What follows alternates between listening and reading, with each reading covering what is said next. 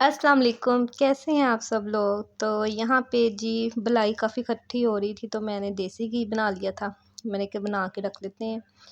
साथ में मैं बना रही थी चने की दाल के भरवा करेले, और इधर बना रही थी दाल घिया, और साथ में चिकन मैंने डाला था। करेले मैंने कहा बच्चों ने खाने नहीं है, तो एक मैं अलग से हांडी बना लेती हूँ। तो ये दोनों हांडियाँ मैंने बना के फ्री हो गई थी। ये दूसरे दिन का मैंने क्लिप लिया था। मैं यहाँ पे बना रही थी चना पुलाव, साथ में मैंने थोड़े से बना लिए थे गुड़ वाले चावल। मैंने कहा चलिए आज थोड़ा सा साथ में ना मीठा भी बना लेते हैं। तो यहाँ पे देखिए चना पुलाव भी बहुत मज़े का जो है वो पक के तैयार हो गया था, और साथ में जो मैंने गुड़ वाले चावल बनाए थे वो भी बन गए थे। तो खाने वाला टाइम जो है हमारा अभी शुरू हो जाएगा, खाना वगैरह खाएंगे।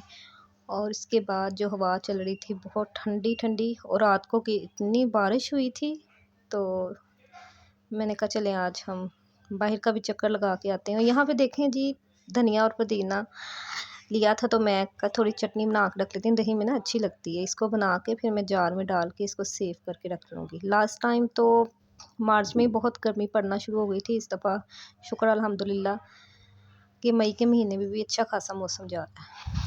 और ये शाम को हम ज़रा बाहर चक्कर लगाने गए थे। शुक्र है कि हम पहले आ गए, उसके बाद इतनी आंधी और इतनी तेज़ बारिश हुई थी।